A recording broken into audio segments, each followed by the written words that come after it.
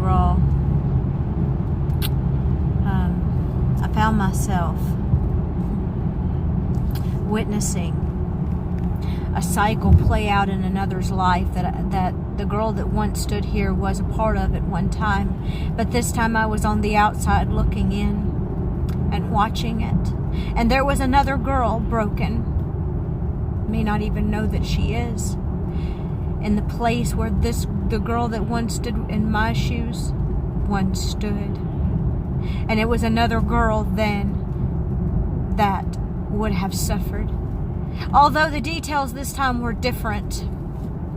Although the girl where I was there was a lot of things she didn't know at the time. Doesn't matter, it's the same thing, and it plays out, and it's just as wrong, and it destroys lives and families and orphans, children, when we go our own way and to our own reasoning. So I lay there watching, asking, why, God, why? How can this be love? All of the raw things that these clay vessels feel. But the Spirit in me kept me going, and as I poured out, He filled me up with truth. It was a dark night, and the dark was something that you could feel, not just see. But then a light. And this would go on. A battle waging. Even in the morning, still pain, questions.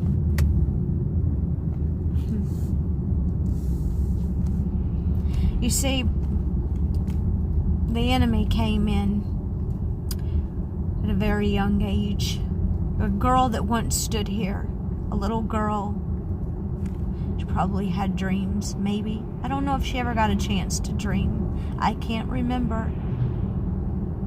Don't remember much. But the things that I remember, the enemy has used to torment me until the Lord has stepped in and set me free. But I share this with you because I know many need to hear and see so that you can come out. The enemy comes in very young. It was a girl that felt like she never belonged.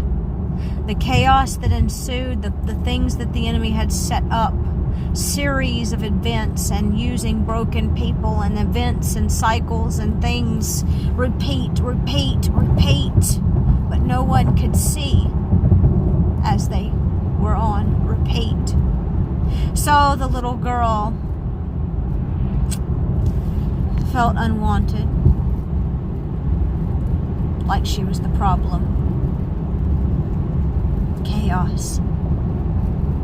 Felt unloved, humiliated, rejected, set up with all these events, even public events. Her own family isolated, ostracized. She felt like she didn't belong anywhere.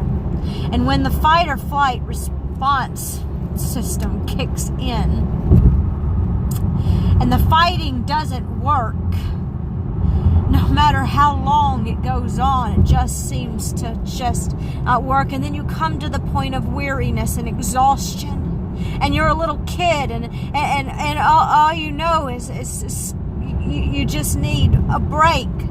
So then it comes to the flight. Well, if I don't belong here, let me create a place that I will. And you know, anytime that's the whole plan of the enemy, is to create all these things and use broken people and cycles to get us into our own reasoning. Doubt fathers a goodness and abundance in our life. Ostracize us and isolate us, orphan us, and make us feel alone and unworthy and unwanted without purpose. Then we get in our own reasoning, and there he is with all of his ideas from the plans that he had and has for us. To stop us from purpose, to arrest us, to steal, kill, and destroy. And so he had plenty of ideas, and of course, you know, A man is your answer. You know, creating your own family is your answer. And little did I know at the time my mom had been fed the same lie with the same series of events customized for her. It was on repeat, repeat, repeat. So this little girl, a series of events kept playing, going further and further down, making her feel more and more alone. And no matter how far she ran, looking for what she believed was the cure, it got worse and worse. Abuse, lies, bondages, addictions. Oh, we could go on. Perversions. Lost. Pieces scattered everywhere.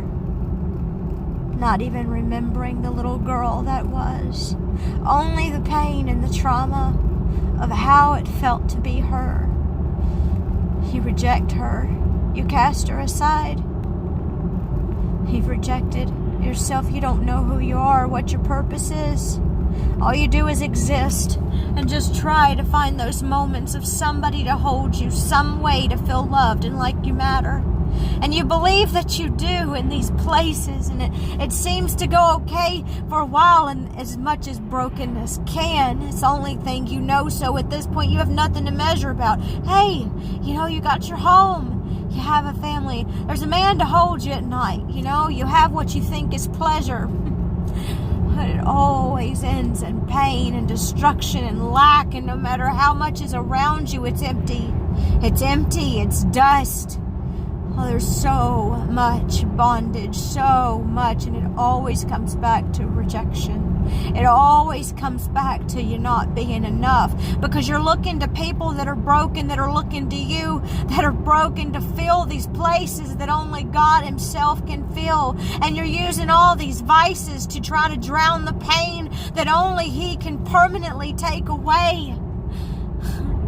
So you just keep going further down, and you destroy lives, your own seed, your own blessings, your own family. God steadily pouring in grace, saving your life time and again, giving you children, a gift of God, and all you see is curses. All you see is the damage, and you end up hurting the very ones that you love, hurting your precious babies, hurting them. And they feel the same, and it just cycles and cycles until God, in all of His grace, uses it all, and you come to the end of yourself, and you realize you have eyes to see that, hey, I've been here over and over and over again, and it's not man that can fill this void. It's not having my own home and things that can fill this void. No.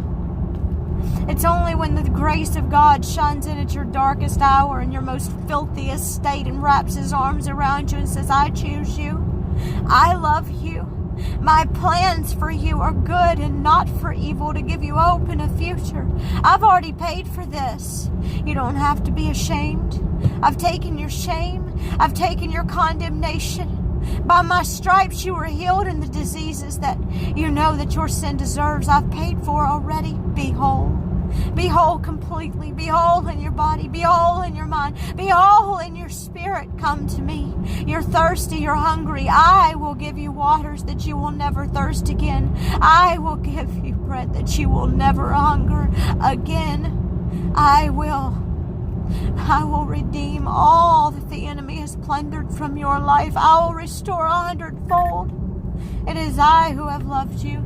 It is I who have given all for you. It is I.